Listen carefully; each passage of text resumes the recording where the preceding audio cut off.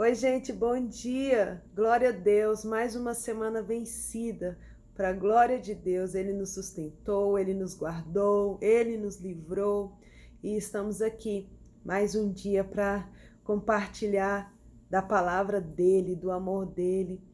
E como eu estava ainda meditando, né, no Evangelho de João, eu parei aqui nesse capítulo 9, que diz sobre a cura de um cego de nascença. E isso nos faz refletir sobre muitas coisas, porque às vezes nós temos deficiências em nós que a gente se torna acomodado com essa deficiência. De repente são deficiências físicas, de repente são deficiências emocionais, deficiências interiores, deficiências da alma, do espírito, e essas deficiências traz para nós, às vezes, com o passar do tempo, comodismo. Você aprende a viver com essas deficiências. A gente aprende a lidar e fica por isso mesmo, e a gente vai seguindo com essas deficiências, mas só que a gente entende que deficiências traz certas limitações na nossa vida. E essas limitações nos bloqueiam de prosseguir para algo maiores, para passos mais largos, para voos mais altos, porque as deficiências nos limitam. E foi o que aconteceu aqui com esse cego de nascença. Olha só que interessante a história dele. E passando Jesus estava passando. Esse cego, ele não estava mais buscando a cura. Esse cego nunca enxergou. Esse cego, ele era cego de nascença.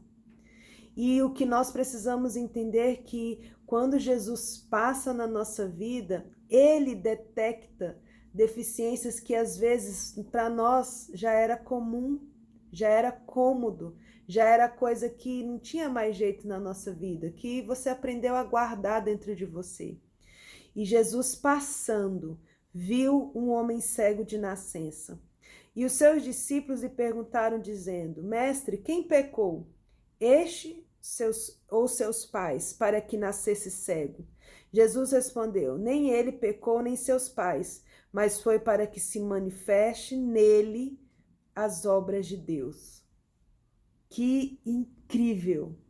Você já parou para pensar que essa deficiência que você não quer mexer, essa ferida que criou uma casquinha, mas que não cicatrizou, essa ferida que você está guardando aí como estimação, essa deficiência que você acha que é melhor deixar quieto, de repente, é para manifestar a glória de Deus na sua vida, é para manifestar a obra poderosa do Senhor na sua vida.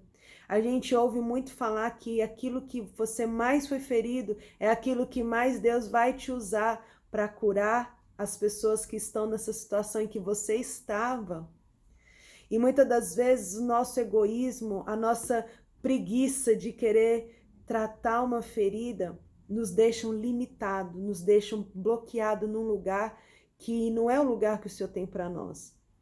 E ali Jesus passando, detectou e falou que aquela deficiência era para a glória de Deus.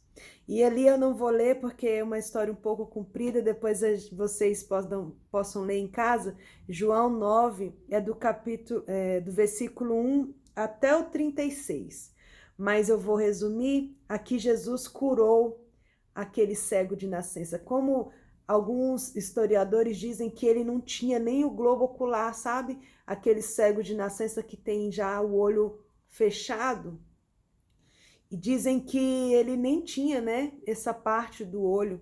E por isso que Jesus fez lá, cuspiu na terra, fez um barro, acho que ele fez ali uma bolinha de barro e colocou nos olhos daquele homem. E mandou ele se lavar no rio. E quando aquele homem voltou com essa laminha nos olhos já limpa, ele já voltou enxergando. Olha só que coisa tremenda.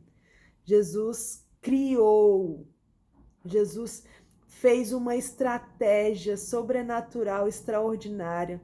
Ele fez algo simples com a saliva e a terra, mas foi algo surpreendente que a gente jamais esperava. Jesus, com atos simples, quando a gente tem uma deficiência, a gente coloca tantos bloqueios, a gente acha que é uma coisa tão difícil de resolver, a gente coloca tanto impedimento, e Jesus só com a saliva e a terra, com recursos que ele tinha, recursos fáceis de se resolver, ele foi lá e curou uma deficiência que limitava o homem de manifestar a glória de Deus. E aquele homem saiu por aí enxergando, e as pessoas falavam: uai, é aquele mendigo? É aquele homem que pedia ali para o povo? É aquele mendigo? As pessoas nem reconheciam, porque as pessoas já taxavam ele como um mendigo. E ali ele falava: sim, sou eu. Mas você não era cego? Sim, mas veio aqui, passou um homem aqui e fez uma saliva ali no barro e me curou. E aí vinha mais outras pessoas, vinham os fariseus, porque Jesus curou ainda no sábado, porque Jesus gosta de causar, né? E ali ele curou o cego no sábado, e os fariseus, os religiosos já ficaram tudo: não, como assim? Quem te curou no sábado? Olha só, os religiosos estavam se importando com a doutrina de não poder fazer, né, cura, de não poder realizar obras no sábado, em vez de celebrar que um irmão foi, né, curado, um irmão foi liberto de uma deficiência de nascença.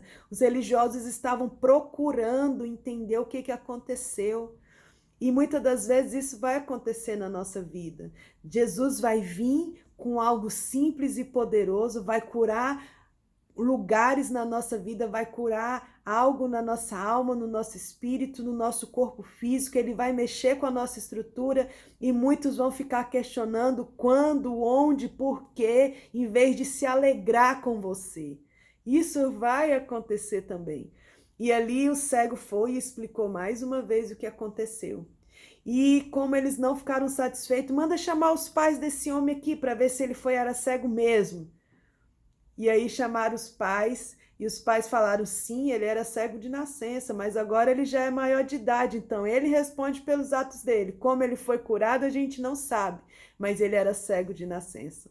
Até os da família não sabiam explicar. E ali eles perguntaram de novo, ele foi questionado 3 vezes, até que na terceira vez ele disse assim: respondendo ele, pois, e disse, que os fariseus religiosos falaram: como assim que ele te curou? Mas ele era um pecador, tipo assim, ele era um homem normal, como ele te curou? Aí ele respondeu: se é pecador, não sei, mas uma coisa sei, é que havendo eu sido cego, agora vejo. Uma coisa eu sei, o Senhor Jesus me transformou. Uma coisa eu sei, o Senhor Jesus me curou. Uma coisa eu sei, Ele me transformou.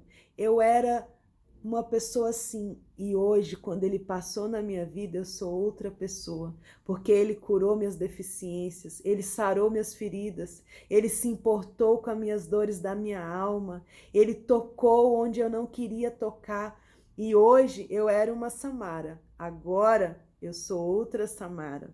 E aqui ele discutiu, né, com os religiosos, e no versículo 34 diz assim, do 33, se este não fosse de Deus, nada poderia fazer. O cego ainda, né, tentando justificar Jesus. E no 34, responderam eles e disseram-lhe, tu és nascido todo em pecado e nos ensina a nós? E expulsaram-no. Porque o cego estava querendo dizer que Jesus era Jesus e ponto final, que Jesus era filho de Deus, porque se Jesus não fosse, ele não poderia fazer uma obra tão grande na vida dele. E os religiosos falaram, você é um pecador, você quer ensinar pra gente? Olha a prepotência, né? A soberba, o orgulho dos religiosos.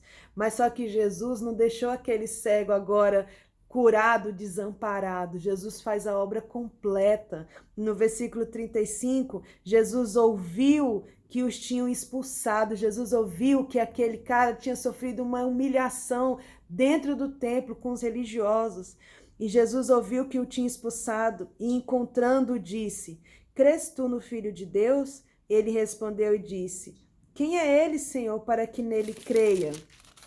E Jesus lhe disse: tu já o tens visto e é aquele que fala contigo. Meu Deus, imagina isso. Imagina essa cena. E ele disse: creio, Senhor, e o adorou. Isso é o processo da nossa vida. Permitir que Jesus nos encontre, permitir que Jesus nos cure de limitações, permitir que Jesus faça a obra completa na nossa vida e quando tudo isso acontecer, a gente só reconheça que Ele é Deus e o adore.